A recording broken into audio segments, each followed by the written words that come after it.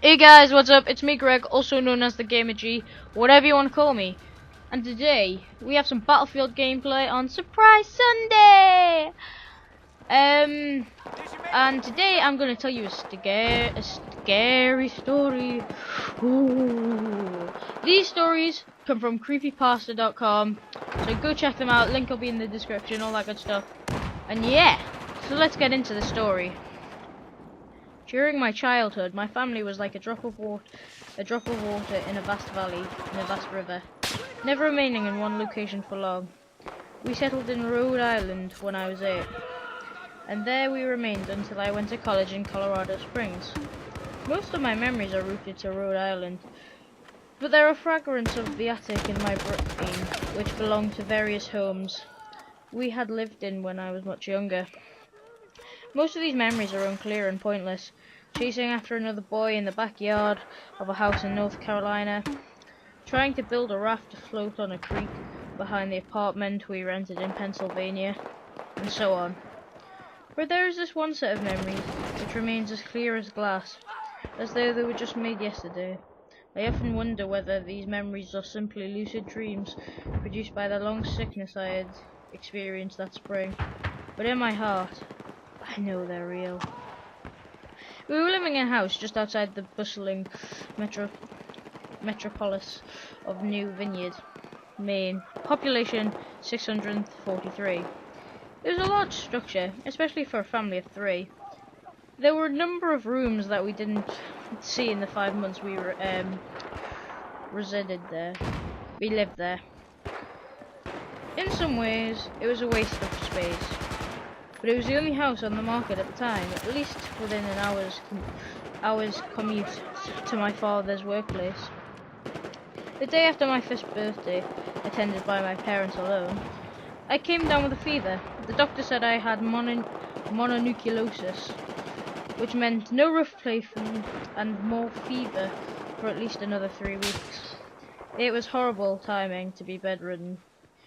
We were in the process of packing our things to move to Pennsylvania, and most of the things were already packed in boxes, leaving my room barren. My mother brought me ginger ale and books several times a day, and these served as the function of being my primary source of entertainment for the next few weeks. Boredom always loomed around the corner, waiting to rear its ugly head and compound my misery. I don't exactly recall how I met Mr. Widemouth. I think it was about a week after I was diagnosed with mono. My first memory of the small creature was asking him if he had a name. He told me to call him Mr. Widemouth, because his mouth was large. In fact, everything about him was large in comparison to his body. His head, his eyes, his crooked ears, but his mouth was by far the largest. "You look like a Furby," I said, as I slipped through one of my books. Mr. Widemouth stopped and gave me a puzzled look. "Furby? What's a Furby?" he asked. I shrugged. "You know, the toy, the little robot with the big ears. You can pet and feed them almost like a real pet." "Oh," Mr. Widemouth resumed to his activity. "You don't need one of those. They aren't the same as having a real friend." I remember Mr.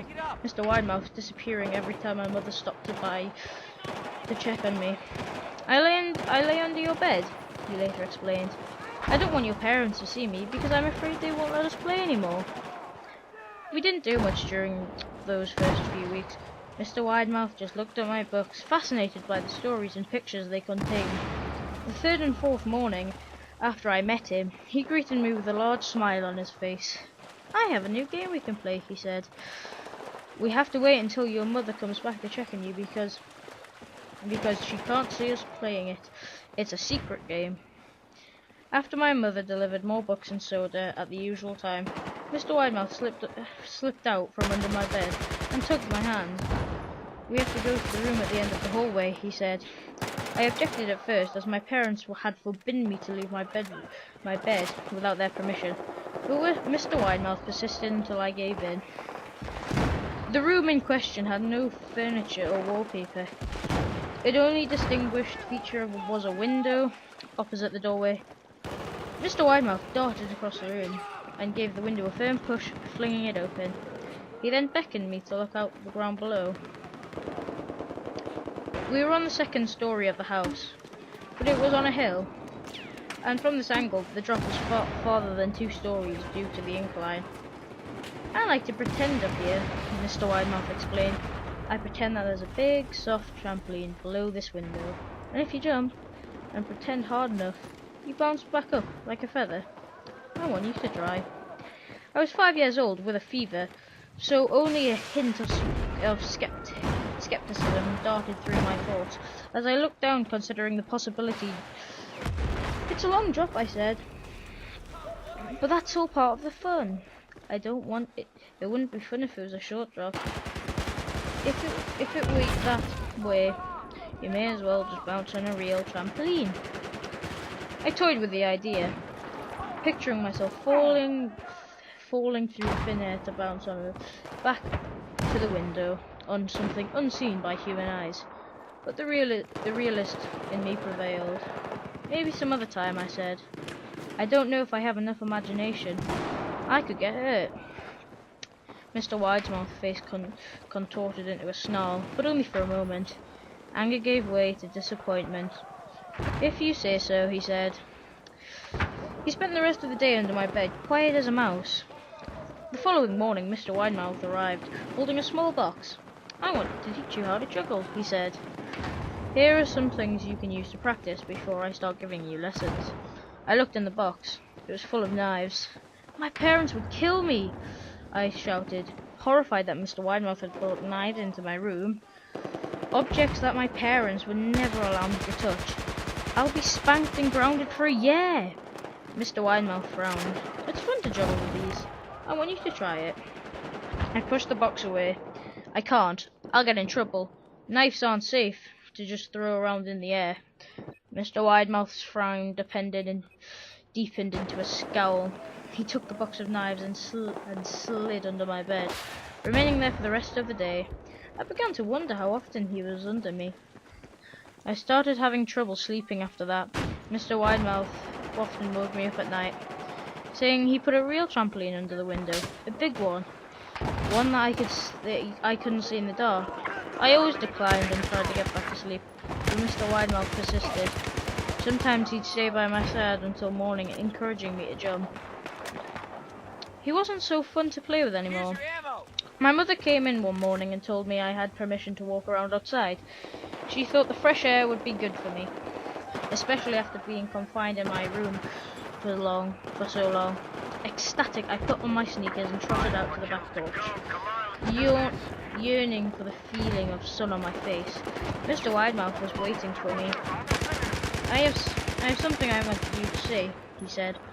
I must have given him a weird look, because he then said, "It's safe, I promise."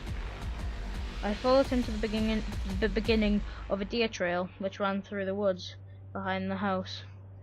This is an important path, he explained. I've had a lot of friends about your age.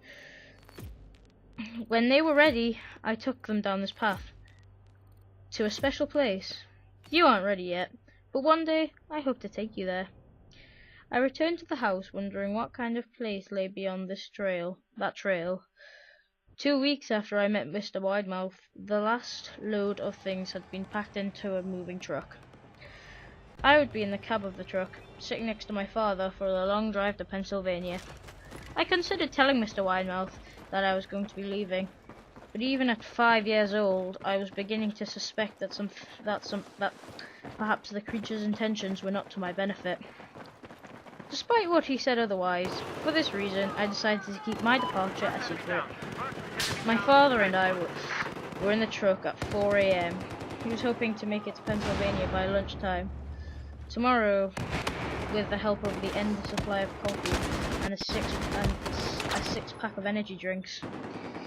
He seemed more like a man who was about to run a marathon, rather than one of those who were about to spend 2 days sitting still. Early enough for you, he asked. I nodded and placed my head against the window, hoping for some sleep before the sun came up. I felt my father's hand on my shoulder. This is the last move, son, I promise. I know it's hard for you, as you've been sick as you've been. Once Daddy gets promoted, we can settle down and you can make friends. I opened my eyes as we backed out of the driveway. I saw Mr. Widemouth silhouette in my bedroom window. He stood motionless until the truck was about to turn on the main road. He gave a pitiful wave goodbye, steak knife in hand. I didn't wave back. Years later, I returned to New Vineyard. The piece of land our house stood on was empty, except for the foundation, as the house burned down a few years after my family left. Out of curiosity, I followed the deer trail Mr. Widemouth had showed me. Part of me expected him to jump out and scare the living bejesus out of me. But I felt that Mr. Widemouth was gone, somehow tied to the house that no longer existed. The trail ended at the New Vineyard Memorial Centre. I noticed that many of the tombstones belonged to children. So that's been the story, Mr. Widemouth. I hope you've enjoyed this episode of Surprise Sunday. Maybe we'll do some more scary stories in the future. Just tell me if you want. And peace out. It's been the Gamer G. What's up? Bye.